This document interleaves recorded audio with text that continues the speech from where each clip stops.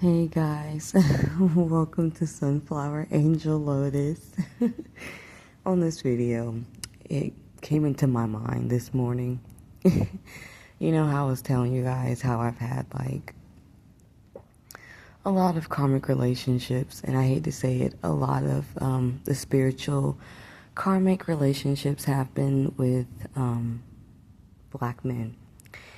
And I don't hate them. I'm still dating one currently and happily still dating one currently. It was just those individuals that were on my path. And like I said, it would be very small-minded and very narrow-minded to group every black man in that box, because there are some good ones out there still to this day.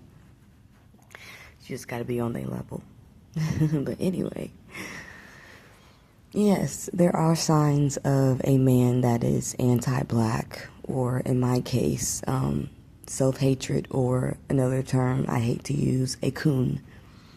My ex, I'm just going to say D for short, he had signs that I really didn't pay attention to, like throughout our relationship. I didn't think anything of it because, you know, I try to look for the best in everybody and think the best of everybody that I meet and come into contact with. But it did come to my mind this morning that there are certain signs and traits and red flags to look out for. His hairline was one of them. He was a dreadhead before, so that was a red flag. He had cut them all off and never got them back. And I hate to say it, like, a black man's hairline is a way you can tell.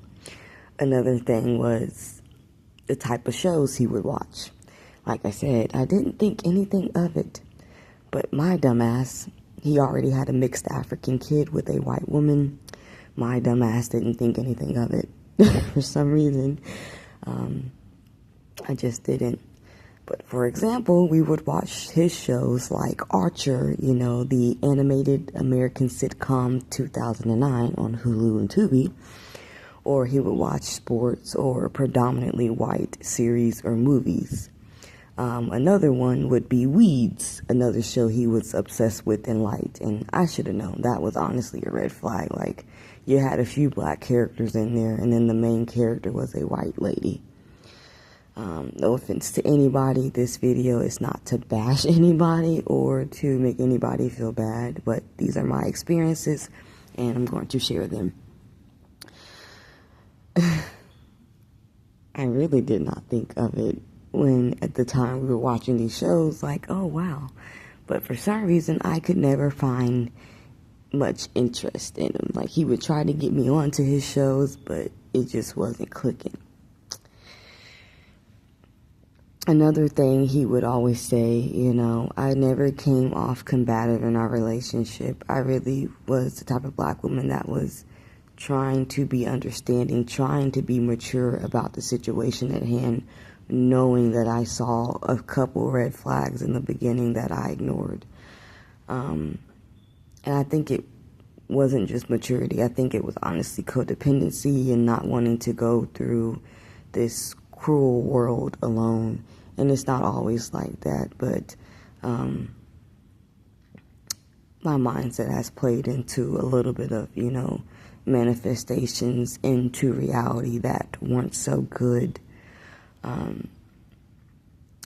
But I will say he was someone that it was destined.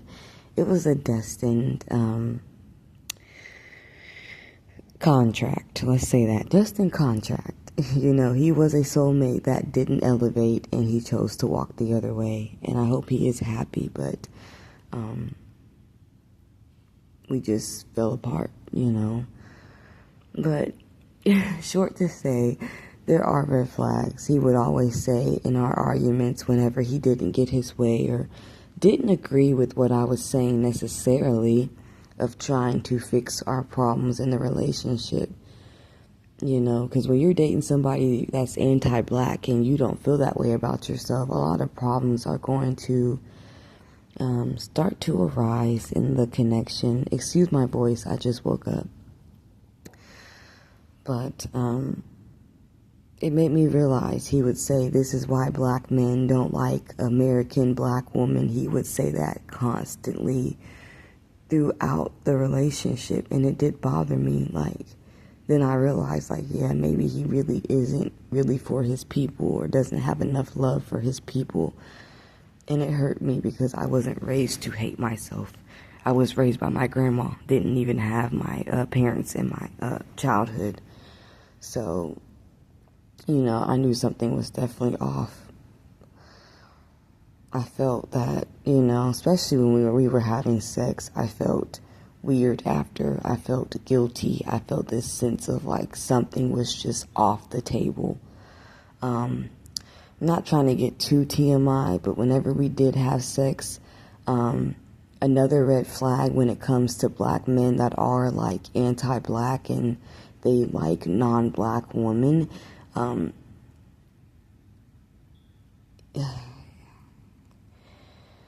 he would always say during sex, this dick is yours, this dick is yours. But he would never say, I'm yours. He would never say anything else romantically.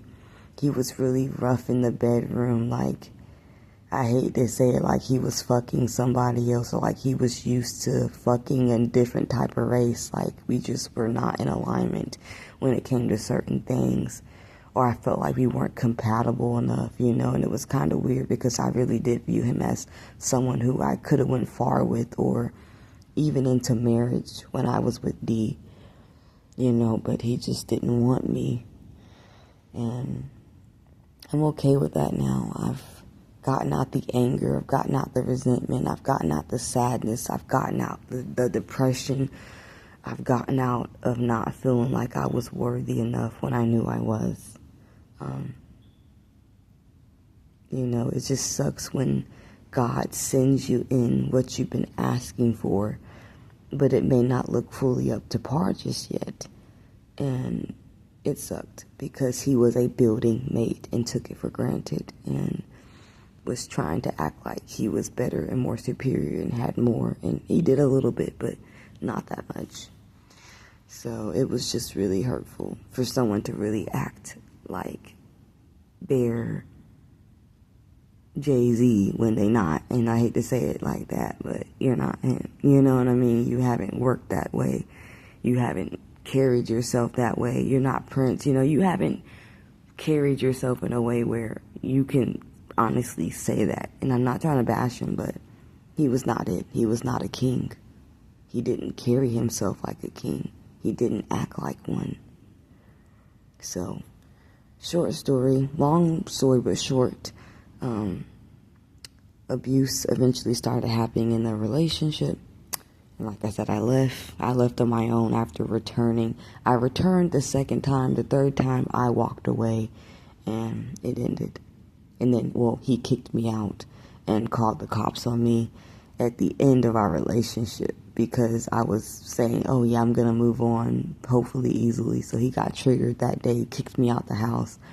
I left a few things in his apartment and I was trying to get it. I was knocking on his door, you know, to see if he could just give it, throw it outside. But he wanted to be immature and petty and very just mean, you know, and I had to get my, you know, my last few belongings that I had forgotten in his place, and it didn't go well. I ended up throwing the bong. I had a bong. I had like a mini little bong at the time, and I ended up, you know, throwing the bong on his patio, and it hit his window. I was aiming for the window to see if I could get his attention. And long story short,